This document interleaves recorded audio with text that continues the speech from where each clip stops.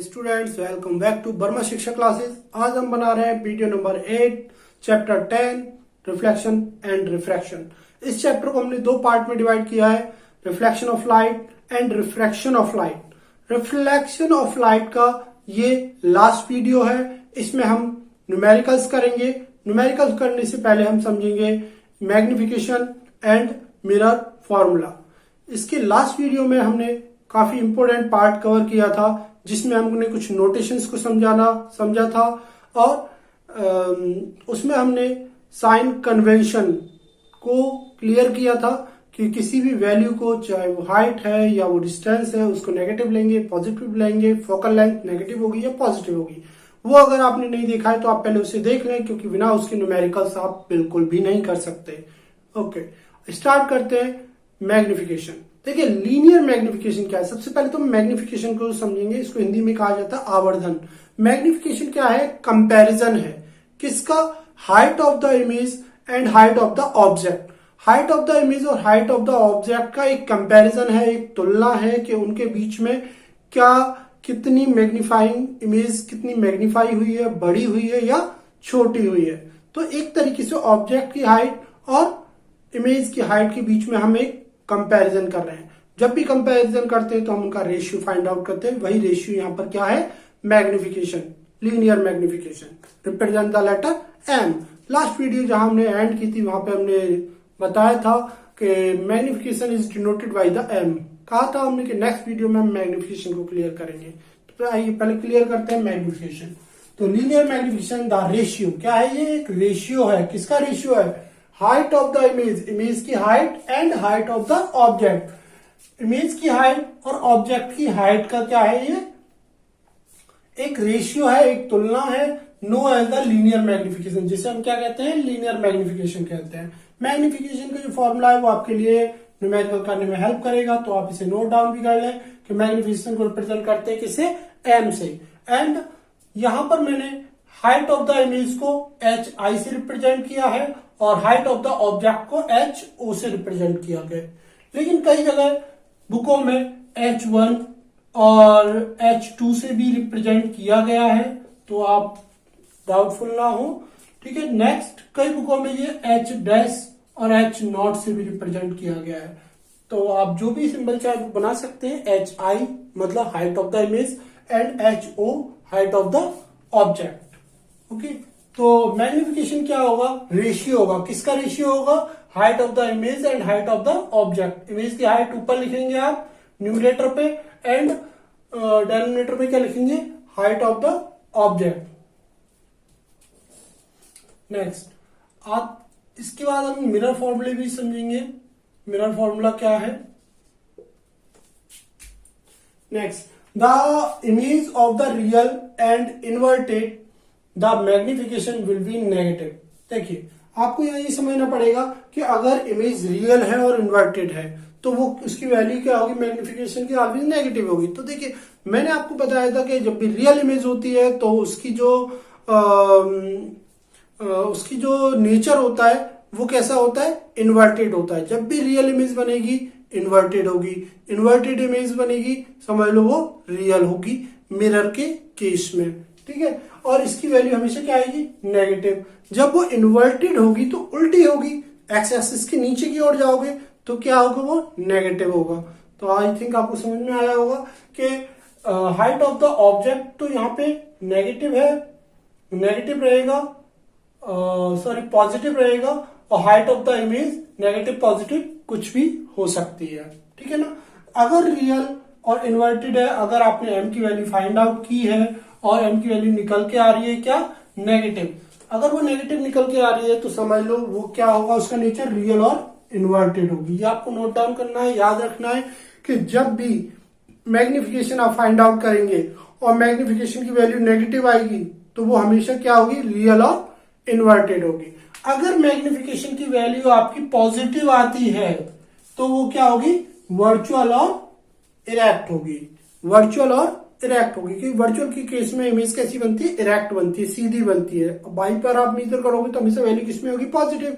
तो यहाँ पे अगर आपकी वैल्यू पॉजिटिव आई तो वो कैसी नेचर होगी इस इमेज की? ठीक है, वर्चुअल एंड इरेक्ट। ये आपसे क्वेश्चन में पूछा जाएगा जब आप क्वेश्चन लास्ट में सॉल्व कर लेंगे। जो आपकी वैल्यू आ रही है आप बताइए नेचर ऑफ द इमेज क्या है, और nature of the image find out करने के लिए आपको मैग्निफिकेशन फाइंड आउट करना होगा। Next, linear magnification. एक और रिलेशन है मैग्निफिकेशन का, तो आपको ये समझ लेना है अच्छी तरह कि जो लीनियर मैग्निफिकेशन है produced by the mirror is equal, ये हमेशा बराबर होगा। किसके बराबर होगा? Ratio of the image distance to the object distance. मतलब इमेज डिस्टेंस और ऑब्जेक्ट डिस्टेंस का रेशियो जो होगा वो मैग्निफिकेशन के इक्वल होगा। अभी हम क्या कह रहे हैं मैग्निफिकेशन में कि हाइट का जो रेशियो है वो मैग्निफिकेशन के इक्वल है। अब हम कह रहे हैं कि ऑब्जेक्ट और इमेज का जो डिस्टेंस है उसका रेशियो भी क्या है? मैग्निफिकेशन के इक्वल होगा। तो आई थिंक आपको समझ में आ रहा होगा कि मैग्निफिकेशन फाइंड आउट करने के लिए अगर हमारे पास हाइट नहीं दी गई है और डिस्टेंस दिया गया है तो डिस्टेंस से भी हम हाइट मैग्निफिकेशन को फाइंड आउट कर सकते हैं। तो यहां पर क्या फॉर्मूला होगा कि magnification m is equal to होगा image distance divided object distance. अगर आपको डिस्टेंस नहीं दिए गए हैं इमेज और ऑब्जेक्ट डिस्टेंस, तो हाइट ऑफ द इमेज और हाइट ऑफ द ऑब्जेक्ट दिए गए होंगे, आप वहां से फाइंड आउट कर सकते हैं। हाइट नहीं दी गई है तो आपको डिस्टेंस इमेज या ऑब्जेक्ट डिस्टेंस दिया गया होगा। और इमेज डिस्टेंस को किससे रिप्रेजेंट करते हैं? लास्ट वीडियो में हमने नोटेशन में लिखाया था कि इमेज डिस्टेंस को b से रिप्रेजेंट करते हैं एंड ऑब्जेक्ट डिस्टेंस को u से रिप्रेजेंट करते हैं। तो इसको एक और बार ध्यान से पढ़िए। The linear magnification produce by the mirror, तो मिरर के द्वारा जो लीनियर मैग्निफिकेशन प्रोड्यूस होता है इज इक्वल, हमेशा बराबर होता है to ratio of the image. किसका रेशियो है? Image distance and to the object distance. किसके डिस्टेंस के बराबर होगा?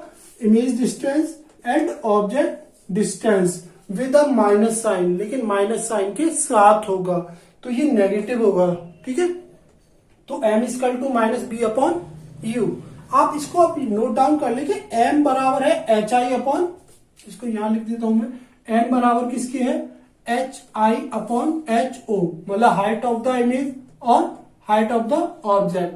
तो एच आई अपॉन एच ओ, और वहीं पर m किसके बराबर है? m बराबर है आपका image distance upon object distance negative value के, तो minus v upon u, image distance upon object distance. तो एक बार दोनों फॉर्मूलों को कंबाइन कर लेंगे और कंबाइन करने के बाद एक नया फॉर्मूला आपके पास होगा। पहला है m equal to H I upon H O, second है m equal to minus we upon U. तो दोनों ही m के इक्वल है, तो दोनों को हम कंबाइन कर सकते हैं। तो H I upon H O height of the image divided height of the object equal to minus distance of the image upon distance of the object. अगर आपको किसी भी 3 की वैल्यू दी गई हो तो आप 4th की वैल्यू क्या करेंगे? क्रॉस मल्टीप्लाई करके फाइंड आउट कर लेंगे। तो आपके पास कितने फॉर्मूले गए? एक तो formula number 1, formula number 2 and formula number 3, and last formula जो आपको एग्जाम में आएगा ही आएगा और आपसे पूछा जाएगा, क्वेश्चन की शुरुआत यहीं से होगी। तो आप लास्ट फॉर्मूला और समझ लीजिए, इसको थोड़ा नोट, यस। तो लास्ट फॉर्मूला देखिए आप, मिरर फॉर्मूला। मिरर फॉर्मूला जो मेन फॉर्मूला इस चैप्टर के लिए, mirror formula a formula which give the relation. ये फॉर्मूला बताता है, क्या बताता है? ये रिलेशन बताता है, संबंध बताता है किसके बीच का? बिटवीन ऑब्जेक्ट डिस्टेंस के बीच और इमेज डिस्टेंस और फोकल लेंथ, 3 चीजों के बीच में ये संबंध बताता है। Formula which give the relation between the object distance, image distance and focal length of the spherical mirror. तो किस किसके बीच में? ऑब्जेक्ट डिस्टेंस किससे रिप्रेजेंट करते हैं? ऑब्जेक्ट डिस्टेंस को u से रिप्रेजेंट करते हैं। इमेज डिस्टेंस किससे रिप्रेजेंट करते हैं? b से रिप्रेजेंट करते हैं। एंड फोकल लेंथ f से रिप्रेजेंट करते हैं। मतलब ये आपको क्या बताएगा? u, v और f के बीच में एक रिलेशन बताएगा, उसी को हम क्या कहते हैं? मिरर फॉर्मूला कहते हैं। The relation between the focal length, image distance and object distance. ठीक है, और वो फॉर्मूला क्या है? वो है आपका 1/v plus 1/u equal to 1/f। तो ये है आपका mirror formula, 1/b plus 1/u plus 1/f। तो आप इस सबको नोट डाउन कर लें, ये बहुत ही इंपॉर्टेंट इंफॉर्मेशन है आपके क्वेश्चंस को सॉल्व करने के लिए। ठीक है, मिरर फॉर्मूला याद रखिएगा, u इक्वल टू 1/f। ठीक है, तो ये आप नोट डाउन कर लीजिए। ये आपका formula number 4। Formula number 3, HI/HO equal to -v/u and second m equal to -v/u and m equal to HI/HO। तो HI height of the image, HO height of the object, m magnification, b distance of the image and u distance of the object, f distance of the focal length. ठीक है, तो ये सारे points आपको याद रहते हैं। दो न्यूमेरिकल करेंगे जिससे आपको चीजें और क्लियर हो जाएंगी। उसके बाद अपनी बुक से आप न्यूमेरिकल लगाएंगे, सॉल्व करेंगे। कोई प्रॉब्लम होगी तो आप मुझे उससे पूछेंगे। ठीक है, ओके। बैक टू बैक दो एग्जाम्पल हम करेंगे एनसीईआरटी के। पहला है एग्जाम्पल 10.1। देखिए, अगर आपके पास एनसीईआरटी बुक है तो आप उसे खोल लें और इस क्वेश्चन को पढ़ लें ध्यान से कि किस तरीके से हमें ये करना है। Example number 10.1, convex mirror. कौन सा मिरर लिया गया है क्वेश्चन में? Convex mirror. तो एक फिगर आप बना लें, अगर बना सकते हैं तो। एक ये है आपका कॉन्वेक्स मिरर, जो कि आउटसाइड से रिफ्लेक्टिंग सरफेस और अंदर से क्या होता है, पॉलिश सरफेस होता है। अब देखिए क्या कहा गया है इसके बारे में। Convex mirror use to the rear view on a automobiles. देखिए, कोई वाहन है जिसमें पीछे देखने के लिए जो हमारे पास मिरर होता है उसका यूज किया गया है। रियर व्यू मिरर जो वाहन की साइड में लगे होते हैं, मैंने आपको फर्स्ट वीडियो में ही बताया था कि वाहन की साइड में जो लगे होते हैं जिससे हम पीछे देखते हैं, जो सेफ्टी का काम करते हैं, उसे हम कहते हैं rear view mirror. Has the radius of curvature. उसका मिरर का रेडियस दिया है, कितना दिया है आपको? Radius of curvature 3 metre. Radius of curvature का मतलब हो गया सी जो होता है सेंटर उस तक की डिस्टेंस। डिस्टेंस कहां से मेजर करते हैं? पोल से। तो पोल से सी तक की डिस्टेंस कितनी दी गई है? 3 मीटर। अब देखिए 3 मीटर को रिप्रेजेंट हम distance between the pole and centre of curvature represent the letter R. किससे रिप्रेजेंट करते हैं? आर से। तो लिख लीजिए यहाँ पे रेडियस ऑफ कर्वेचर। ठीक है, रेडियस ऑफ कर्वेचर आर कितना दिया है आपको? 3 मीटर। अच्छा, मैंने आपको एक चीज बताई थी, अगर रेडियस ऑफ कर्वेचर आपको क्वेश्चन में दिया गया हो तो फोकल लेंथ कैसे फाइंड आउट करेंगे? ठीक है, तो फोकल लेंथ एफ और आर के बीच में क्या रिलेशन होता है? एफ ट्वाइस होती है आर के।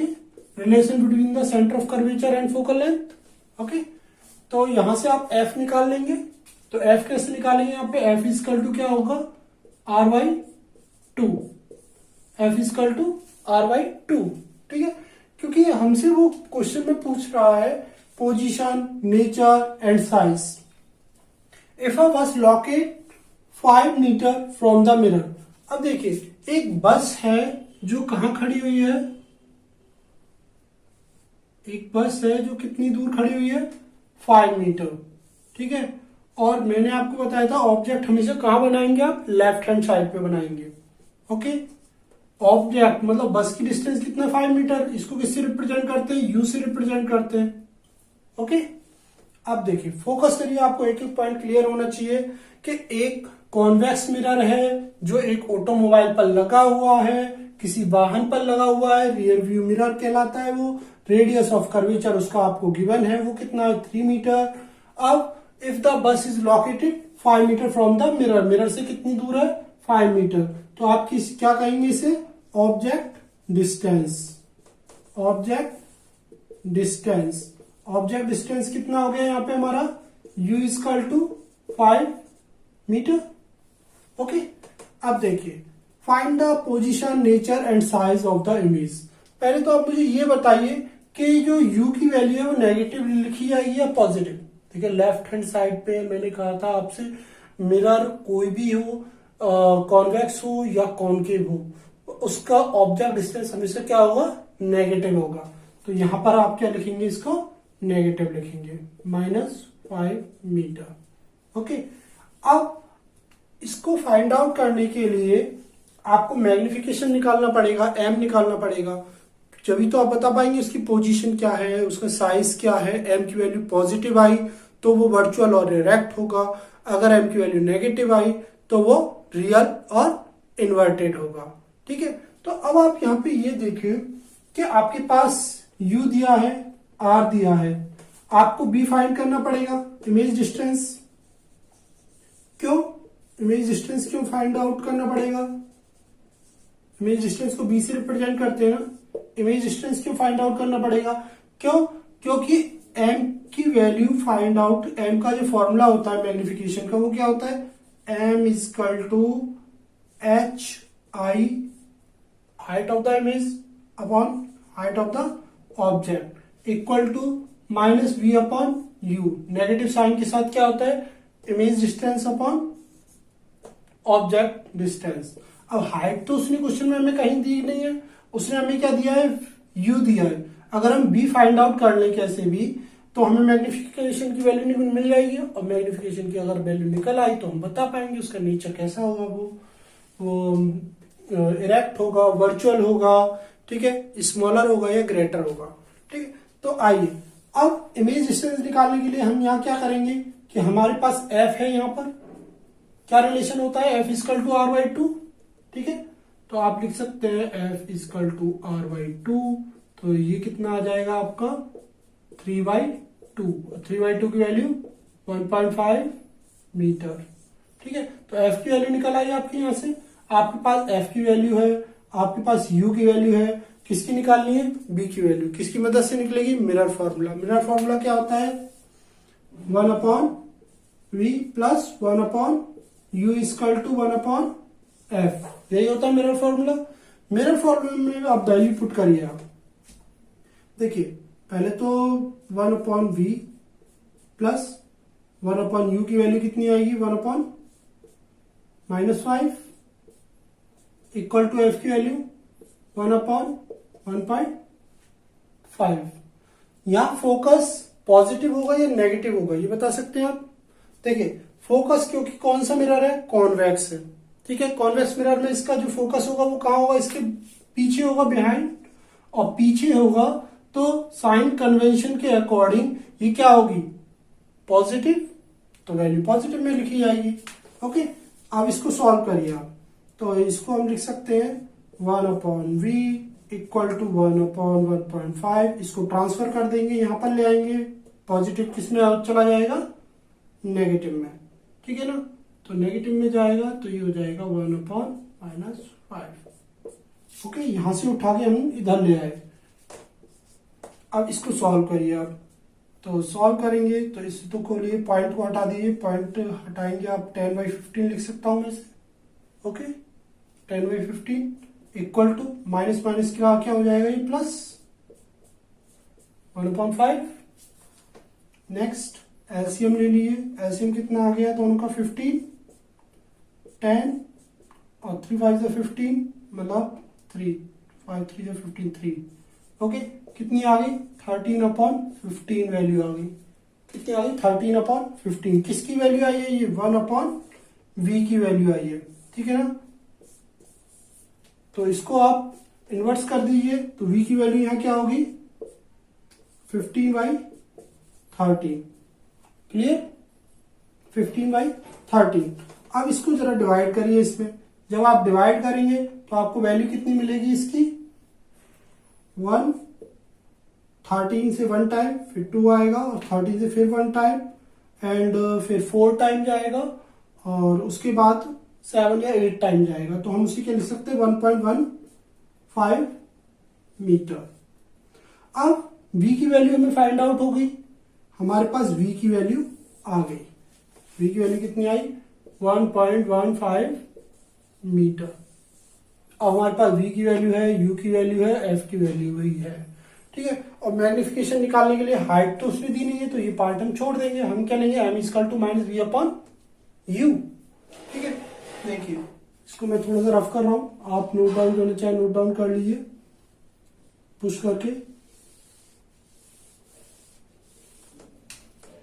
देखिए मैग्निफिकेशन, अब निकालिए आप एम, क्योंकि मैग्निफिकेशन से हमें पता लगेगा कि क्वेश्चन में पोजीशन पूछी गई है, नेचर पूछा गया है और साइज पूछा गया है, तो तीनों तभी फाइंड आउट हो पाएंगे जब हमारे पास मैग्निफिकेशन होगा।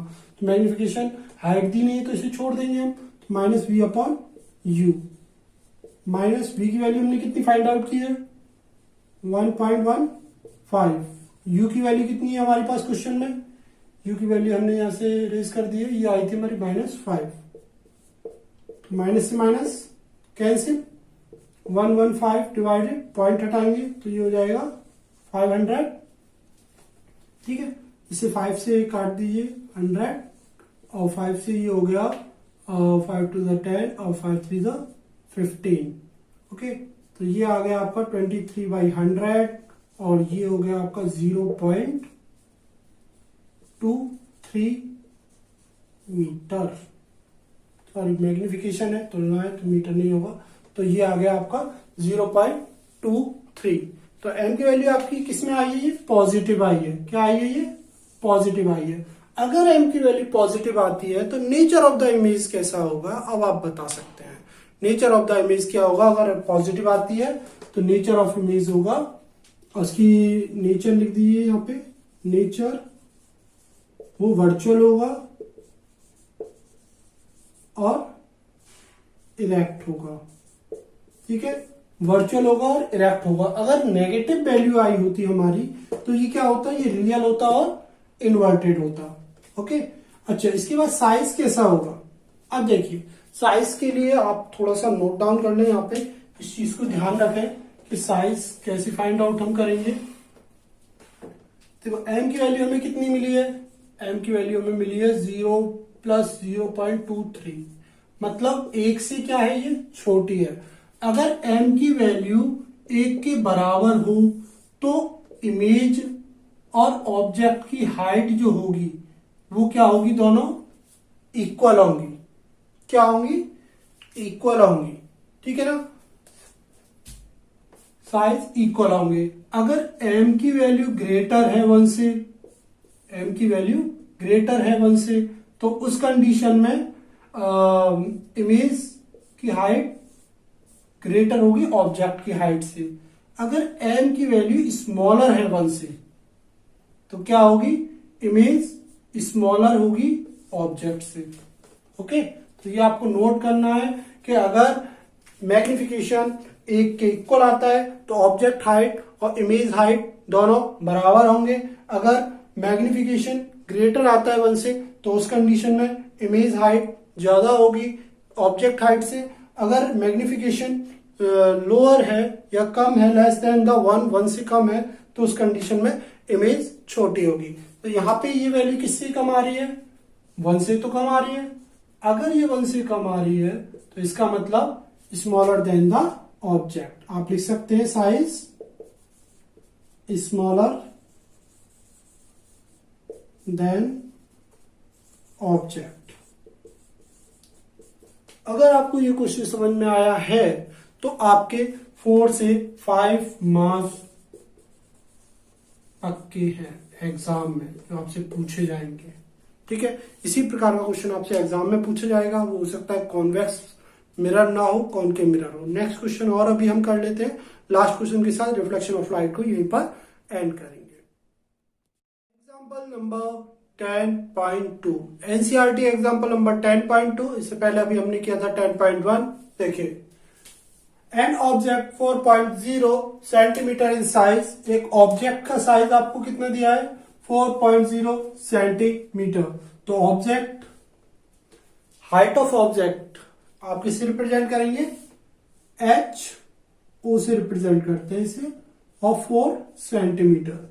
हमेशा याद रखेंगे क्वेश्चन में सारी यूनिट एक ही होनी चाहिए, 4 सेंटीमीटर। इससे पहले हमने कॉन्वेक्स का जो क्वेश्चन किया था उसमें सभी मीटर में थी, तो आप इसका ध्यान रखेंगे कि यूनिट जो है वो चेंज तो नहीं है। Is place at 25 centimetre in front.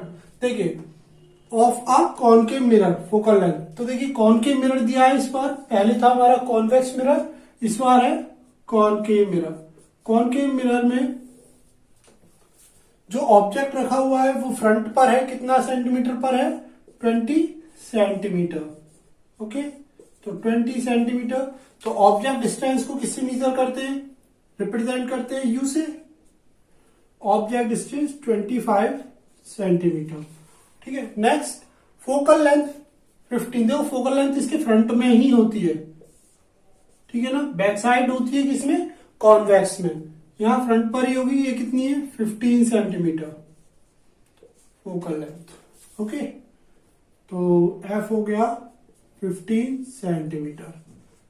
What is the distance mirror from a screen should be the order in obtain the sharp image. हमें क्या बताना है, इमेज की डिस्टेंस बतानी है, v।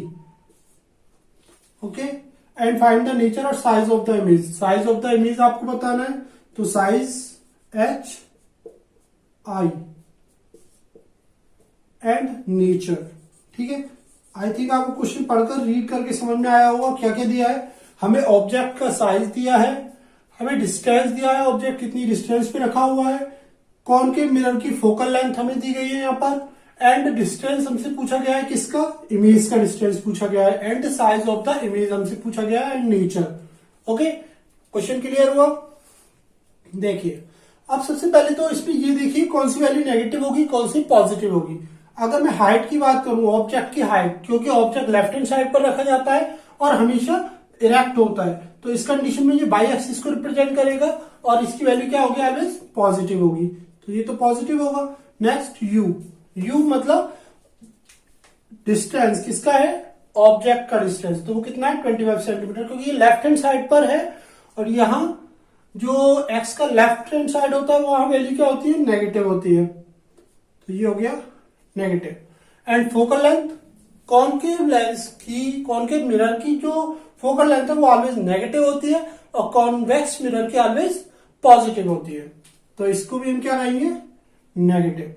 ठीक है, अब हम क्वेश्चन करना शुरू करेंगे, हमें ये तीनों ही वैल्यूज फाइंड आउट करनी है। क्वेश्चन क्लियर हुआ, चलिए स्टार्ट करते हैं सॉल्व करना। तो सबसे पहले हम बी फाइंड करेंगे। बी फाइंड करने के लिए हमें क्या चाहिए होगा, मिरर फॉर्मूला का यूज कर सकते हैं हम, 1/v + 1/u = 1/f।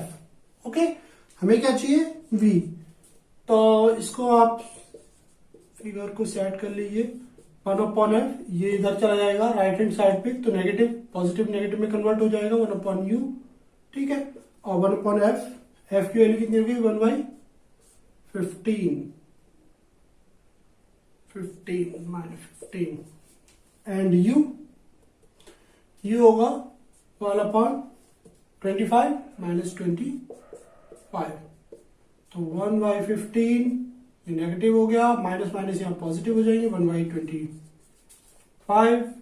एलसीएम ले लीजिए, एलसीएम 15 और 25 का एलसीएम कितना आएगा, 15 और 15 से 45, 15 75, 75, तो 75 दोनों से डिवाइड हो जाएगा। ठीक है, तो ये हो गया 15 15 75 -5 और 25 3 45। ठीक है, तो वैल्यू यहां कितनी आ गई हमारी, -2/75। किसकी वैल्यू है, 1/v, तो v की वैल्यू क्या होगी, 75 डिवाइडेड टू नेगेटिव। ठीक है, तो ये हो गई आपकी, ये हो गया आपका 75, 2 3 जा 6 और 2 7 जा 14, 1 कैरी और 2 5 जा 10, तो v आ गई आपकी क्या, -37.5 सेंटीमीटर। ठीक है, तो ये किसका डिस्टेंस हुआ, ये इमेज का डिस्टेंस हुआ। अब आप सवाल कर सकते हैं कि सर इसमें ये नेगेटिव क्यों आ रही है।